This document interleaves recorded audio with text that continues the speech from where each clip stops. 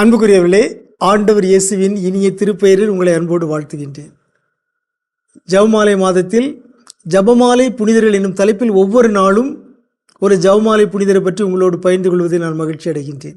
இன்று புனித Louis Maria Montfort என்னும் மாபெரும் மரியன்னை புனிதர், மாபெரும் ஜெபமாலை புனிதர், அவரை பற்றி உங்களோடு பகிர்வதில் நான் மகிழ்ச்சி அடைகின்றேன்.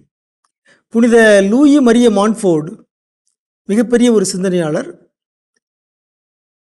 அவருடைய வாழ்வில் அவர் ஏராளமாக எழுதியிருக்கிறார். அவருடைய 2 நூல்கள் மிகவும் புகழ்பெற்றவை.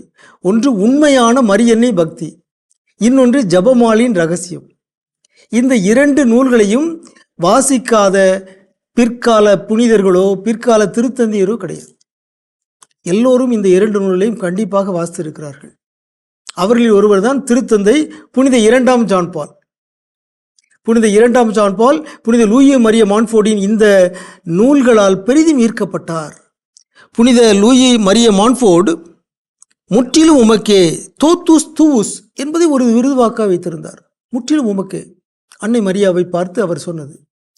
ஆகவே இதே விருது வாக்கை புனித திருத்தந்தை 2ஆம் ஜான் பால் தன்னுடைய திருத்தந்தை பணியின் விருது வாக்காக ஏற்றுக்கொண்டார் என்றால் அவருடைய வாழ்வில் லூயி மரிய மான்ஃபோர்டின் தாக்கம் எப்படி இருந்திருக்கும் என்பதை நாம் எளிதாக புரிந்து கொள்ளலாம்.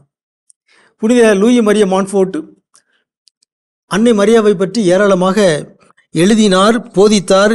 இளம் பருவத்திலேயே அவர் மரியன்னை பக்தி உள்ளவராக இருந்தார். நற்கருணை மீது பெரிய பற்றுதல் கொண்டவராக இருந்தார்.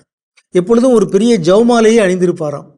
அதனால் மக்கள் அவரை ஜெபமாலை குரு என்று அழைத்தார்கள். பெரிய ஜெபமாலை ஒன்றை கழுத்தில் அணிந்து கொண்டுதான் அவர் செல்வார். எங்கே போனாலும் நடந்து தான் போயிருக்கிறார். அந்த காலத்தில் ஆயிரக்கணக்கான கிலோமீட்டர்கள் தூரம் அவர் நடந்தே சென்று போதித்தார். எளிமையாக வாழ்ந்தார். ஆகவே ஜெபமாலை ஜபிக்கின்றவர்கள் புனித மரிய மான்ஃபோர்டிடமிருந்து இதையும் கற்றுக்கொள்ள வேண்டும். நாம் எளிமையாக வாழ வேண்டும். நாம்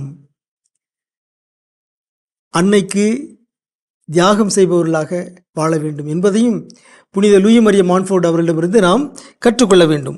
அவருடைய வாழ்வில் பல செய்திகளை நாம் பார்க்கிறோம்.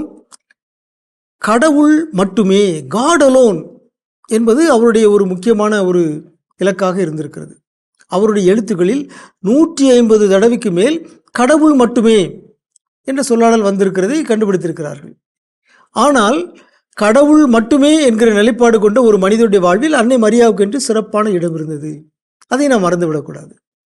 ஆகவே அன்னை மரியா மீது பக்தி கொண்டவர்கள், ஜெபமாலை ஜபிக்கின்றவர்கள் கடவுளுக்கே முதன்மை என்பதை மறந்துவிடக்கூடாது. சில சமயங்களில் மரியன்னை மீது பக்தி கொண்டவர்கள், மாதாவுடைய பிள்ளைகள், மாதாவை நோக்கி மன்றாடுகிறார்கள், ஜெபமாலை ஜபிக்கின்றார்கள்.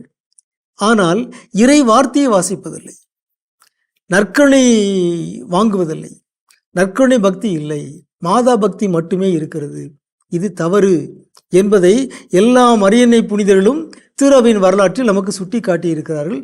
அவர்களில் ஒருவர் தான் புனித லூயி மரிய மான்ஃபோர்டு. மிகப்பெரிய மரியன்னை புனிதர், ஆனால் நற்கருணையை மையப்படுத்தியவர்.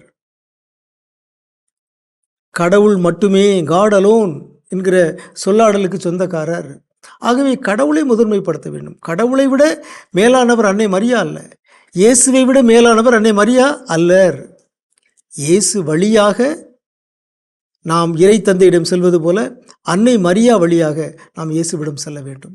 இந்த இறையியல் தெளிவு நமக்கு இருக்க வேண்டும். இந்த தெளிவு இல்லாத ஒரு சிலரும் இருக்கத்தான் செய்கின்றார்கள். அவர்கள் திரு அவையின் வரலாற்றில் இந்த மரியன்னை புனிதர்களிடமிருந்து இந்த தெளிவை பெற்றுக்கொள்ள வேண்டும். எல்லா புனிதர்களும் அன்னை மரியா மீது பக்தி உள்ளவர்களாக இருந்தார்கள். எல்லா புனிதர்களும் ஜெபமாலை ஜபித்தவர்களாக இருந்தார்கள். ஆனால் அவருடைய வாழ்வின் மையமாக கடவுள் மட்டுமே இருந்தார், இயேசு மட்டுமே இருந்தார். ஆகவே அன்னை மரியா நம்முடைய தாய், நமக்காக பரிந்து மன்றாடுபவர். அவரை நாம் வாழ்த்துகிறோம், அவரை நாம் வணங்குகிறோம். அவரோடு இணைந்து நாம் எதிர்நோக்கின் திருப்பயணிகளாக இருக்கிறோம். இதை உணர்ந்து புனித லூயி மரிய மான்ஃபோர்டு போலவே நாமும் ஜெபமாலை ஜெபிப்போமாக, அன்னையை வாழ்த்துவோமாக.